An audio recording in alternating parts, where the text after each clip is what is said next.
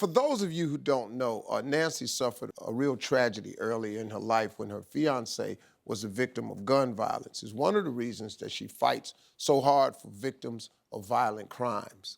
What do you think it was that helped you personally come back from that? Well, I'll tell you exactly what helped me.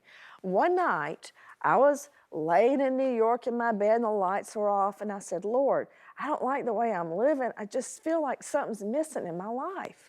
And I looked over at the clock, it was 3 a.m.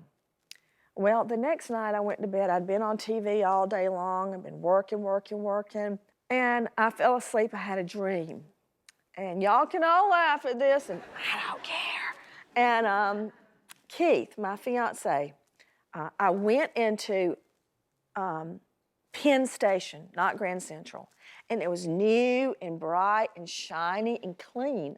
And nobody was there, but all the lights were on. So I went into this deli, and you could smell coffee, and it smelled good, shiny, clean, but nobody was there. And I looked at the back seat, a four-top, and sitting there was Keith. And he had his hands resting on a cup of coffee like this, and he had aged, and he had gray hair. And I went and sat down, and of course, ladies, you know the first thing I said, have you met anybody? And he started laughing, and he said, yeah, I've met a lot of people, but I'm still waiting on you. That's what he said.